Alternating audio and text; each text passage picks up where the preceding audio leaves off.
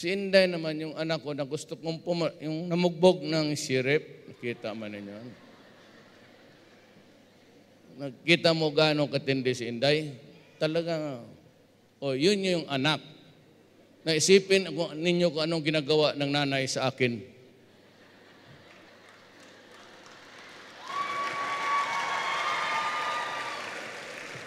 Well, anyway, whatever it is, whatever God holds for me in the future, if it's a destiny really, hindi ka man you cannot escape from your destiny. I hope that kung ako man ang kunin ng Diyos, pagka-presidente, tulungan niya ako.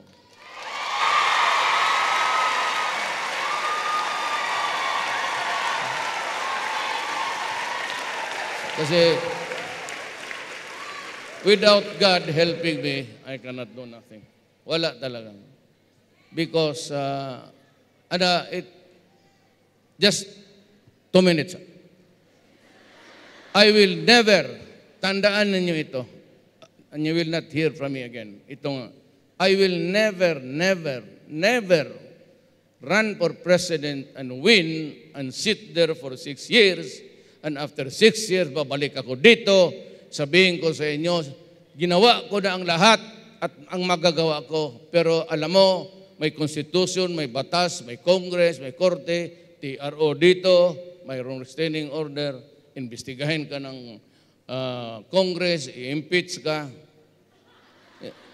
Hindi ako papayag ng gano'n. Hindi ako papayag na yung 10 taon ni Gloria, idagdag yung kay Pinoy, pati yung akin, another 6 years, pati isin mo ka. Kung ganun lang ho naman, wag na lang. Wag na lang. Ayaw ko kasi. Ayaw ko. I mean,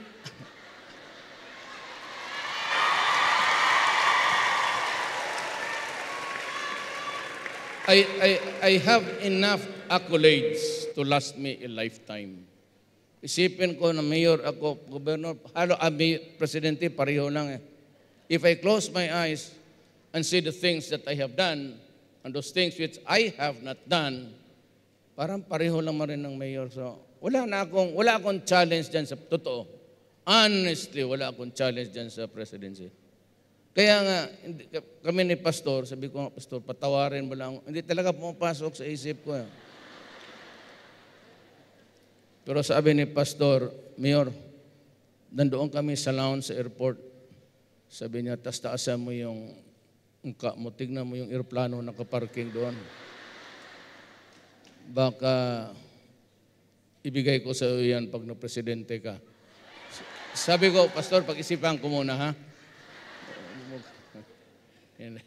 Wala na, kuha.